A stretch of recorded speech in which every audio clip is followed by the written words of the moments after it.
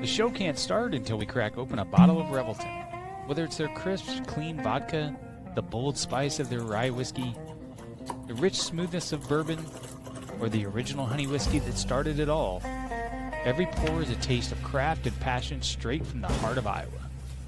So pour yourself a drink, settle in, and get ready to relax, laugh, and enjoy the show.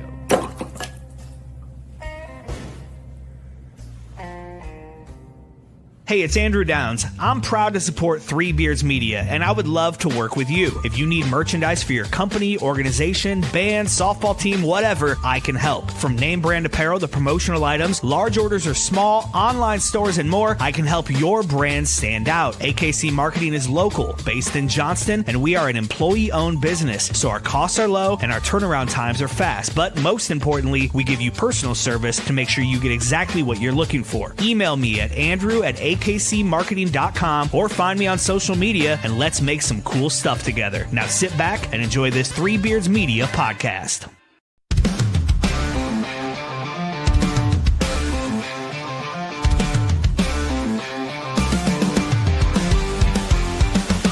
On the top of Keenan, kill the roar so loud. Black and gold waving, we're a fearless crowd. Under them lights, the fight burns bright. Greatest team assembled, ready for the fight. We stand tall, we stand true. Every game, every play, got the Hawkeye view. Legends rise, and we all knew that the black and gold's coming straight for you. From a top view, seen the whole state rise. With a heart so strong and fire in our eyes. On the field, on the court, in the stands, we shine. The best in the game, and the state is mine.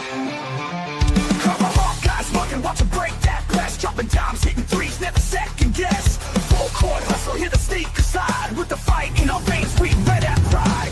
We stand tall, we stand true. Every game, every play, got the Hawkeye view. Legends rise, and we all knew that the black and All right, welcome in. Bowl game preview, Hawkseye View, Andrew Barber, Drew Shipley.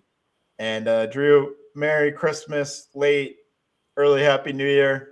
We said we weren't going to come back till after the New Year, but we thought we'd come back for just a little bit, just to talk Iowa Vanderbilt on New Year's Eve day. So how you doing?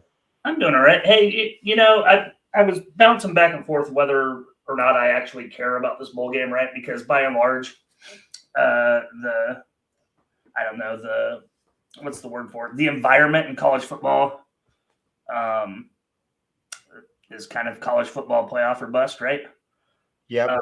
However, the nature of this particular matchup, two top 25 squads with very little opt-out. I mean, minus Eli Stowers, the Mackey Award winner for Vanderbilt. It sounds like both teams are full steam ahead, so there is some interest there. Yeah.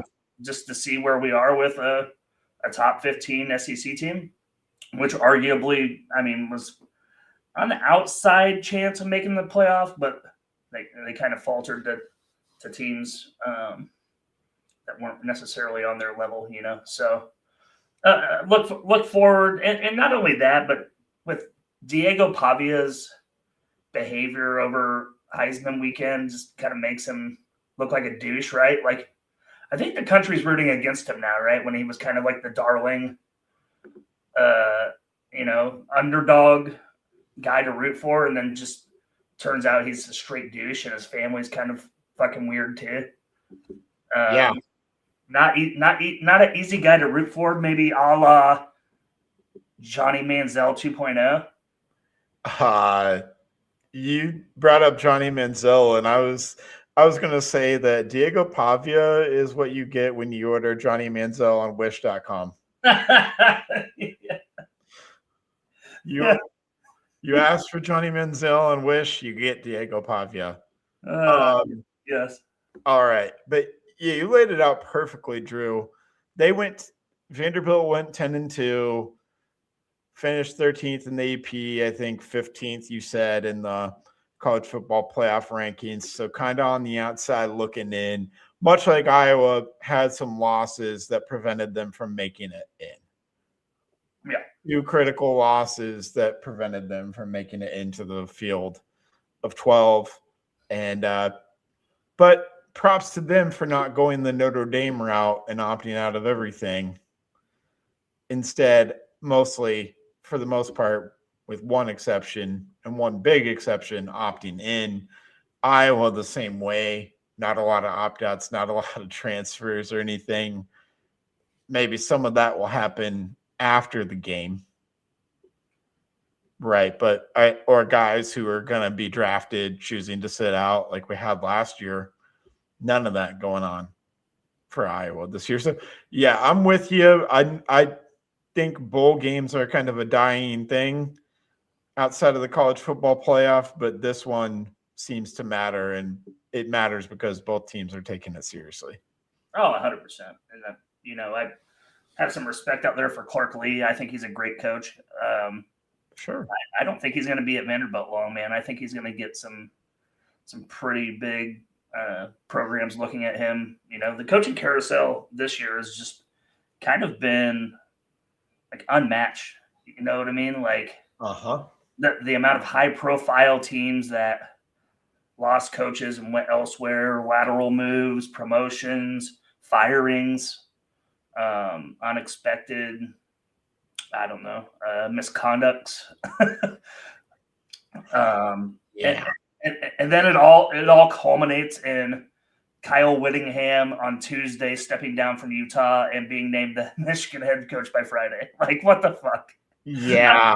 How did Michigan backdoor Kyle Whittingham? Because I don't know if I've told you this on this show or not, but he was kind of on my wish list of if Kirk stepped down and retired, that Whittingham would be that guy.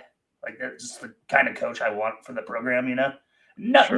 Knowing he's a little longer in the tooth too, but if you get like a 5-year bridge gap like Michigan just gave him, that would be good enough for me. Yeah. Hey, maybe Clark Lee can come to Iowa if Kirk Ferentz hangs it up soon. Maybe we can get Clark Lee. Maybe we'll get it. We're getting a sneak preview of the next Iowa head coach. Who knows? Do you think that's an upgrade coaching wise? I don't know. I don't know if that's an upgrade coaching wise. I'd say it's certainly not a downgrade. That's probably a lateral. Yeah. Yeah. So I don't know enough about Clark Lee really to be saying, oh, that's an upgrade. Certainly Vanderbilt, they like to put up points. Averaged 39.4, which is good for 8th in the country. And they gave up like 22 points per game. So their defense is decent, not great, maybe. And I was just running down their schedule. Their 2 losses are to Alabama, who kind of thumped them, and then at Texas as well, which they were close against Texas, but lost. Their best win outside of that depends on how you feel about Missouri or Tennessee. Probably their best wins. I mean, Missouri, I assume, was without Prabula, right? So I wouldn't say that it was 100% squad that they faced. And Tennessee, I would argue to say, was probably the most underachieving team in the SEC. Yeah. Well, those are probably their 2 best wins looking at it, unless you like South Carolina or LSU. Don't get me wrong. Those 2 wins are leaps and bounds ahead of Iowa's best win. So, not to throw shade. It is the SEC and it just means more, right? What they fucking tell us. Sure. But just the week in, week out competition is just no question. There's a reason why they've kind of held on to this 8-game schedule for so long, where they get a schedule Alabama A&T the week before Alabama plays fucking Auburn, or playing those stupid ass non-con, like, might as well be FCS programs the week before the rivalry week. It's pretty bizarre. Might as well be another built-in bye week, right? Because now college football is they start earlier and earlier to where they've built in 2 byes now over the course of the regular season. So I mean, might as well throw in a third bye, like just balls deep into their conference season right before their rivalry games, and it's for a reason, right? Yeah. So I mean, it might be good for the SEC to continue to do that, I guess, with making that final week just 100% level competition, right, where you can get healthy, get some looks from your underclassmen, stuff like that. But every conference is moving to 9 games across the board, though, right? Maybe soon. I was pretty sure the SEC agreed to that. Yeah. And I don't know if it's next season or the season after that, but I'm pretty certain the SEC is moving back to that, or moving to the 9 game. So it's similar across the board, right, for the Power 4 conferences. So yeah, I think it's good as well. I mean, as many good teams there are in the SEC, there are also some bottom feeders there too, right? Mississippi State comes to mind. Kentucky, current Kentucky. Yeah, it's unfortunate about Kentucky though. I thought Mark Stoops had a program ascending their top 20 teams where we played them back-to-back bowl games. They beat us the first one, we beat them the second, but they had a whole bunch of opt-outs as well. In that particular matchup. Yeah. But I mean, who else in the SEC is not that good? Mississippi State. Bad. Florida wasn't good. Yeah. South Carolina's kind of up and down. Yeah, South Carolina can beat anybody and they can lose to anybody. Like South Carolina had that game. Who were they playing? They were up 30-3 at half and lost. A&M. Yeah, that's it. Yeah, Texas A&M. Yeah, South Carolina's up and down. This Vanderbilt squad has been up recently, but for the most part, it's been pretty bad in their history. And Nick Saban's running jokes, right? There's no bye week in the SEC except for Vanderbilt. Yeah, that used to be the joke. I don't think you can say that anymore. Not with the current staff and the current way things are going there. But yeah, Auburn's been kind of down recently. Yeah. LSU's had some rough times recently, this year specifically. So I don't know. It's no easy weeks there. Let's see. I'm trying to think where I want to go next here with this because I don't want to make this all a Diego Pavia show. What does Iowa need to do on offense to win this game? That's interesting that you say that. I mean, the games that they've stayed in with this top 10, top 15 competition, right, has been time of possession and not turning the ball over, right? 6, 7, 8-minute drives resulting in scores. Now, some of those drives in the biggest games were 6, 7, 8-minute drives that resulted in no points. So it really was kind of a net zero, ran out of time type situation, right? You got to. I think against Vanderbilt, you got to score on every possession. You got to be damn near flawless, because I think Vanderbilt has the athletes that, like, when we play teams like this that run the spread and average 40 points a game and chuck it. What Pavia averages like 370 yards passing and 90 yards rushing a game, something shit like that. That's insane. Almost 500 yards of total offense per game from that guy. And I know you didn't want to make it just about him, but he's a great athlete. So I think he's going to get his. I think we're going to have to try to match score for score, because I know Iowa's defense is good. I still don't think they're the elite versions that we've had in years past. I'm also not necessarily saying Vanderbilt's like, I don't know, Oregon or Indiana offensively. I don't think they're at that level. And we were in those games. They're definitely not Indiana offensively. Yeah. somewhere below that for sure. So I think the recipe is a lot like that Indiana game, to be quite honest. Yeah. Limit the possessions, slow it all down. Yes, score when you have the ball, obviously. Touchdowns preferably, but yeah, really grind this game down to a halt and power run. Mark Gronowski gonna have to power run for sure. And I don't know.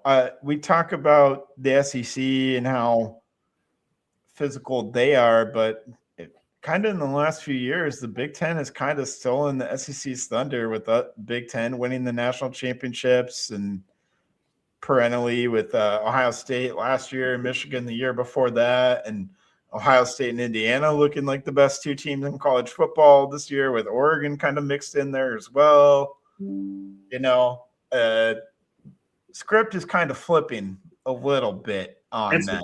It's nice. It's nice that you know it's competitive. It's competitive and not a foregone conclusion. Where was there one season there in the 14 playoff where 3 SEC teams were fucking in it? Yeah, I think so. That's ridiculous. Yep. It was like the SEC and Notre Dame. I'm pretty confident. Yeah. Or the SEC and Clemson. Alabama, Georgia, Clemson, and Alabama, Georgia, Clemson, LSU. No. Yeah, pretty much. So, yeah, thankfully we're not in those days anymore. And things have evened out quite a bit. I was going to say Vanderbilt may not be necessarily up for the level of physicality that a team like Iowa can play with. That's a good point. Specifically when their defense is on the field. I just looking at the raw numbers specifically, Vanderbilt suggests to me a team that will give up quite a few points. And I'd have to dig into here maybe like the actual, like how many rushing yards, how many passing yards do they give up, kind of thing. Because I would wager that they give up quite a few on the ground. Yeah, they give up like 100 yards per game on the ground, 250 through the air on average. I was probably not doing that through the air. We don't really, that's not really our thing is, but their losses against Texas and who else did I say? Alabama. I guess Texas specifically is the one I'll key in on because they had a running quarterback with Archman in. I think Gronowski is going to be the key to this game. We're going to need to see that power run game. And then I'm curious about the I haven't really kept up with who's developing, who might play that we haven't seen during the season. But if I had to venture a guess, we might see some of those young linebackers in this spot. We might see Buffington. We might see Weiskopf or Preston Reese. One of those three, I think. We might see one of those guys or maybe multiple of those guys kind of rotate through and give different looks, I think. I think Sherrar is pretty set, but I think the Jaden Montgomery, Jaden Harrell thing is not so set in stone that maybe one or multiple of those guys can probably have worked their way up through bowl prep to potentially play. So yeah, so let me ask you this, Andrew, because it's kind of a controversial question. I guess not controversial. I don't think there's a wrong answer, I guess, is where I'm going to go with this. Mark Gronowski played well this season, 8-4. 8-4 is 8-4. People in the camp saying Gronowski's earned this opportunity to play this bowl game. Then you look to the other side of the coin where do we want to see what our future looks like? Which is kind of coming back to what you were just talking about, the young linebackers. What about the quarterback position? What's your stance on that two-sided coin there? Well, I think Gronowski's earned that opportunity.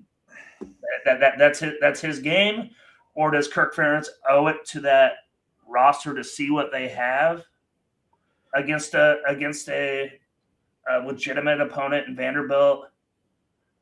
The quarterback competition opened there, and in bowl season. What camp would you say you are in that debate? I think Gronowski is the guy who gives you the chance to win, so that's what you have to do. Like I said, I don't think there's a wrong answer here. Yeah, There's an argument to be had. Yeah, maybe. As excited as I am to see Jeremy Hecklinski, I think I can wait personally. I can wait for next year. Okay, all right. I'm excited, but I can wait. Yeah, and I want to see Gronowski one more time, get a couple rushing touchdowns, add to his already gaudy total for an Iowa quarterback. Yeah, that's insane. Yeah, I want to see him just pile on that number. Yeah. And I do think that the power running element of him has been the best thing about the offense so far this year. I mean, just the running element for sure, but specifically the added dimension of him being able to get you tough yards as well is something that defenses have to actually game plan for. And I think you make a great point about the physicality. Like with his running style, like you said, power, is Vanderbilt going to be able to match the physicality? I'm not sure. I feel like they're more of a finesse squad, right? Everything kind of has to go right instead of ground and pound and just impose your will, like right. the Big Ten as a whole, really. But Iowa has feasted on for 27 years of Kirk Ferentz, right? Mm-hmm. It's a real interesting matchup. Yeah, and that's what kept us. That kind of thing is what kept us in the game against significantly better teams like Indiana, Oregon, USC. Mm-hmm. And I don't want to go on a limb and say Vanderbilt is some significantly better team because I don't really truly believe that they're leaps and bounds better. Maybe I think they're pretty comparable to like a USC. Yeah, with just a different style of football. Mm-hmm. So, yeah, I think we can hold our own with that, and that's kind of our thing that we have to just hammer on. Sure. Let that offensive line go. It's the best in the nation, right? So that's what they say.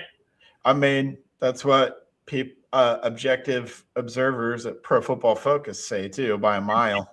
And you know what? This isn't the first time that Iowa's won the Joe Moore Award, and I would say that the year previously that they won it, I don't think, even with the eye test, they were the best offensive line in the country.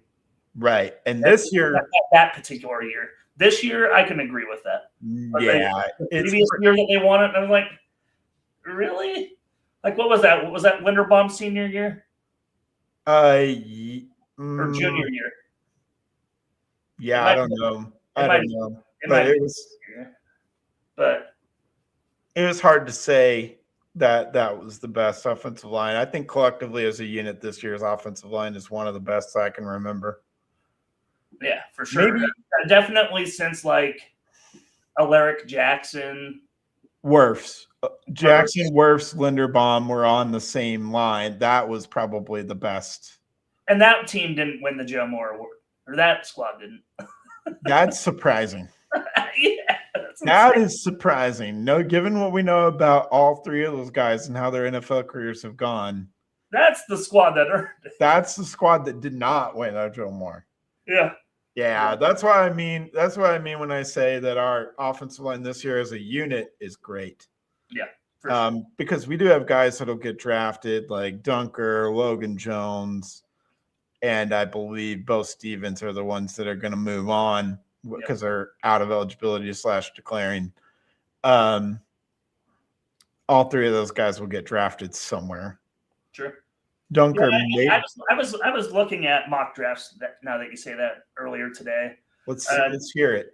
Jennings, Dunker on a lot of boards are towards the end of the first round, and then Logan Jones was looking at a second round grade. That sounds about right. And then Bo Stevens was kind of in that 4th, 5th, 6th round. Again, it sounds about right, but he'll probably stick somewhere and probably end up playing. No, yeah. You know, all three of them will end up playing. Yeah. And then next year will be the bigger year for Iowa offensive linemen because Pieper's already getting first-round buzz. And I think Trevor Lauk, if he has a year like he had this year, he'll be a first-rounder too. Yeah. So that's the other route we can go before we maybe make some predictions and get out of here. Pretty big news with who's staying in Iowa City. Trevor Lauk, Cade Pieper, Zach Lutmer, Cohen Entringer. I think there was a lot of people publicly probably knew about Cohen Entringer maybe going because he went through senior day, and we've talked about it here before. Sure. But there's this other element to things now where you have to kind of pay up to retain your own guys. And Lauk, Pieper, Lutmer, I'm guessing, I don't know for sure here, there were multiple guys that got offered 7 figures to go somewhere other than Iowa this offseason and chose to stay at Iowa. So, I mean, and I think that goes to, I mean, 2 different things. Like, is there loyalty in college football anymore? I don't know. I mean, certainly not the loyal sons forever true in Ames. That's for fucking sure. 38 and counting, I believe. 38 and counting, and most of them starters are on the 2 deeps. Yeah. I mean, their biggest recommit is their kicker, which unfortunately has beat Iowa 2 years in a row. So, I mean, I don't want to throw too much shade at that because he's literally beat us. Him or the team? He has beat us with 50-yard kicks. Okay. Well, we've already talked about this offline, but I can see it now. Conradi hits the 56-yarder to pull Iowa State in within 53 points in Iowa City next season. You know, Andrew, the type of fan that you are is the reason why Iowa State hates Iowa fans. I don't care. I don't care. I guess with my older age, Andrew, I've stopped the level of trolling of the fan that I used to be. All right. Well, I may not. I feel like I'm really not going to be trolling because we've talked about recruiting on this show, right? Yes. So Iowa State, yes, they've had a lot of people leave, but they've also had some guys commit. Well, Drew, all the guys that they have had commit are in like the 2000s in the 247 rankings, which I didn't even know those rankings went that low. Iowa's lowest is like 1,500. So like our lowest guy is there's a gap between our lowest recruit in our upcoming class and their highest recruit. That's insane. There's a gap. And yeah, you go look at the offers of some of those guys that Jimmy Rogers is bringing over, and he makes Paul Rhodes look like Nick Saban when it comes to recruiting. So I'm just saying, year one, maybe it can get better over time. Who knows? Oh, okay. Let's tie this back to the Hawkeyes, though. Let's say this. Let's bring it. From out of those 38 decommits or transfer portal folks from Ames, do you have anybody you would like to hand pick to go out east from Ames to Iowa City? Is there anybody out there that you would be like, that's an upgrade? Like, we could use them. Brett Eskeldson. the wide receiver. If he would come to Ames, come to Iowa City. Sure. If he would come to Iowa City, I would say that's it. And that's it. Maybe one of the tight ends, I guess. I don't know, but I like DJ Voname and I like Thomas Meyer. I think he's got a lot of potential, so I wouldn't want to squash that by bringing in a one-year rental tight end. It's funny that you say that because then the tight end down here at Shawnee Mission South, he's a 3-star commit to Iowa State, Drake DeBon. It sounds like that he decommitted as well. I need to bend his ear and say that tight end U is just a few miles east from there. If he has aspirations of being a tight end legacy player, like I think he can obviously thrive. I don't know, man. Like the Tim Lester offense and the tight end usage is still like bizarre to me, I guess. Sure. And maybe it's because we're still learning what he does or what his tendencies are. Because again, this is only year 2, right? Vast improvement across the board offensively. Now, whether he's the tight end or not, like I guess it doesn't really matter if you're winning games and your numbers are trending the right way and you're not watching boring 3-and-out offensive possessions and I don't know. But anyway, Jamison Patton, I alluded to this earlier today. I think he would be a target, especially in that secondary. It's kind of up for grabs, I think. I kind of go back and forth on this because we actually saw later in the year, and I'm going with the Nebraska game, we saw Watson and Godfrey ball out in that game, actually. They actually had great games against Nebraska, and I think those are ascending players. Lutmer can play kind of all over. Entringer's back. I don't know what spot Patton would be competing for. Wampa's free safety? Yeah, but I don't know. I think that could either go – I think Entringer or Lutmer are very capable of playing that spot. Isn't Entringer the cash, though? Yeah, I think Entringer can go back to safety, though. He is so flexible. Yeah, maybe. Maybe we would take Jamison Patton as a free safety. I just think his athleticism is pure athletic ability, but I think they could find a place for him on the football field, whether it's free safety or not. Like, he's a baller. I can tell you that Iowa has not reached out. He's been in the portal, and Iowa has not reached out. So you know that for a fact. How did you know that? Well, I have some information on Hawkeye Insider. So. Oh, okay. Iowa has not reached out. That's interesting. Yeah. So maybe they will because they did recruit him out of high school. So. Yeah, they did. Yeah, and he chose Iowa State. But I think he would be great as sort of a guy that you could bring along, maybe, and have his depth there. But I think as far as next year, he's not playing right away. We'll see. Probably not playing right away. Not at Iowa, at least. All right. Yeah, we'll kind of be back next week because I think that's when transfer stuff will heat up for football a lot more. Because technically the portal opens on January 2nd. And then you really have like 2 weeks if you're a guy in the portal to get to your new school. Yeah. Before classes start at a lot of places. You have like literally 2 weeks. So we're going to hear news fast and furious, but I also don't expect Iowa to be players at the positions that are kind of high caliber except wide receiver. Yeah. Friday is going to be electric. Friday is going to be insane. So I don't know. Hopefully you're all working from home on Friday so you can be glued to your phone because I feel like it's going to be just news after news. I mean, even now of all these like quarterbacks, Power 4 quarterbacks that have announced a transfer portal, there's at least 12 to 15 that I could probably name that are or Power 4 quarterbacks transferring out. Michigan was the latest one I saw that played in 2024 last season.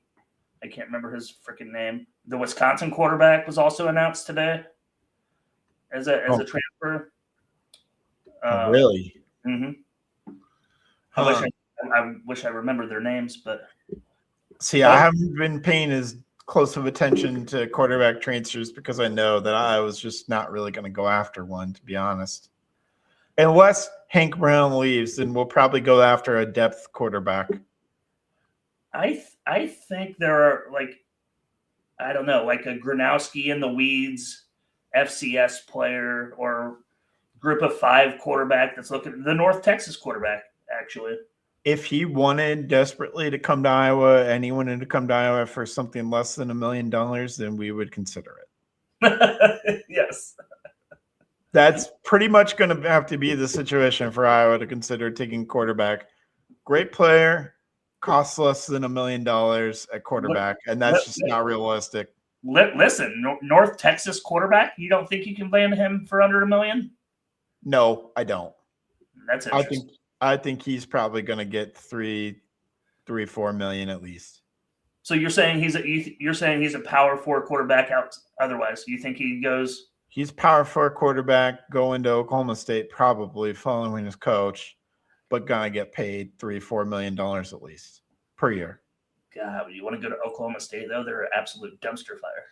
Well, hopefully they can bring a lot of that North Texas offense with them.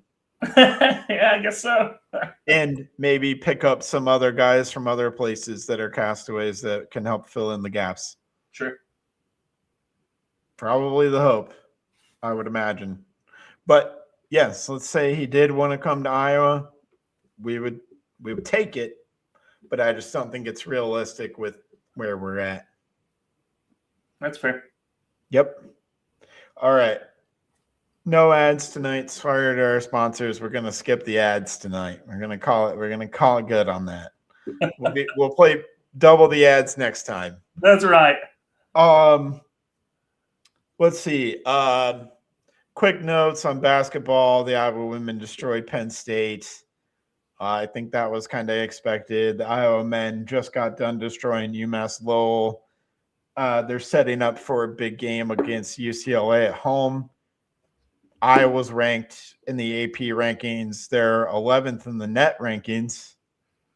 I believe Iowa is their top 20 in KenPom for the men's team, all these other metrics. So top 25 team for sure, and better than that, depends on where you look.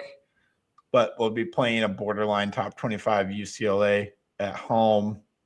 Pretty big game. Pretty big home game for the McCollum era there, I would say. One of the bigger ones. I can't wait until McCollum gets 3 or 4 years into the program of actually getting bona fide Big Ten players to Iowa City, as opposed to 75%. Like I would say 90% of his Northwest Missouri State team go to Drake. And then the following year, 75% of the Drake team going to Iowa City. Just wait until he gets bona fide Big Ten players in his recruiting classes. Look the fuck out. Yeah, that's kind of what I think too. And also just with, we're kind of seeing it in season with Howard and Sage for sure, of how he just develops guys. Yeah. Howard's a better player than he was last year at Drake. And he's a better player at this moment in time than he was at the beginning of the season. And we're however many games into the season, he's getting better. Sage is getting better. So, yeah, yes, it will be nice once he attracts a higher level of talent, which you would think he probably will. But also, whatever level of talent you give him, he's going to develop it pretty well. I mean, you're taking this Drake team in the net they're 11th in the net as is, right. Yeah, as is. So who knows? That could come crashing down, right? And Bennett Sturts is, by all accounts, a Big Ten player. Yeah. I mean, he's an NBA lottery pick by all mocks that you look at out there. He's a lottery pick. So I didn't realize they were projecting him a lottery pick. I would Oh. have projected him like an AJ Green. no, because his ball handling capability and his shooting capability, along with that, makes him more of a well-rounded lottery type guy. So, yeah, development. Yeah, I'm with you. Look out, because yeah, higher caliber of player, higher caliber of athlete is only going to be more deadly in his system. Can't wait. The defense is going to be on fire. It already is. Yeah. Okay, let's call it a night. But before we do bowl game predictions, I'll let you start. 31-27. I think we hang a 30 burger on him. I think you're right about the physicality. I don't think Vanderbilt's going to be able to match it. That offensive line's going to eat. The Joe Moore award-winning offensive line.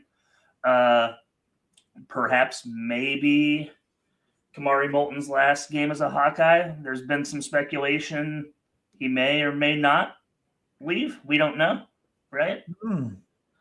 I think he goes bananas. I think he hits the century mark, actually. Huh. Hadn't heard that speculation. You haven't? No. Okay. Interesting. Mm-hmm. All right. Well, Which if he hits that century mark, his price went up, right? So that might not necessarily be a good thing long term, but whatever, I mean, more power to him if he goes. I feel like that's one position where we can afford to not have to pay up to retain anybody. Yeah. It sounds like McNeil's not going to suit up on Wednesday. McNeil's not going to suit up. Now that is news. I would be more upset if we lost McNeil than if we lost Kamari Moulton. No, I'm just saying that he's not suiting up for the bowl game, like he's hurt. Oh, he's hurt. I'm not saying transfer. I'm just saying not available for the bowl game. My heart stopped, man. My heart stopped because I am Nathan McNeil's #1 fan. So no. The speculation is he's not going to suit up for the bowl game. He's not going to be able to go. Okay, that sucks. But we'll see more of Jazz Patterson, so that's cool. And Xavier Williams. Those are two good backs. Yeah. I'll go Iowa 34, Vanderbilt 20. I think it's a little bit too much for them. I think it's kind of it's a lot like the USC Holiday Bowl type thing for me. Ooh, that was a beatdown. Yeah, it's a lot. It's going to be a lot like that, I think, in my mind. I think Pavia will have some tricks, do some things, but I don't think he's as patient or as skilled as a passer as Mendoza or Dante Moore or even Maava. I think all three of those guys were more skilled as passers than Diego Pavia is, and that will probably ultimately be the downfall because he'll try to do something and fit it into a window that he thinks exists. Sure. And it doesn't. So give me Iowa winning at 11 a.m. on December 31st on ESPN. So you don't have to cancel your New Year's Eve plans. You can still do everything you're going to do for New Year's Eve and watch the Iowa game. So it's nice. It's real nice. But college football playoffs too. Real quick, just tell me who you think's going to win it.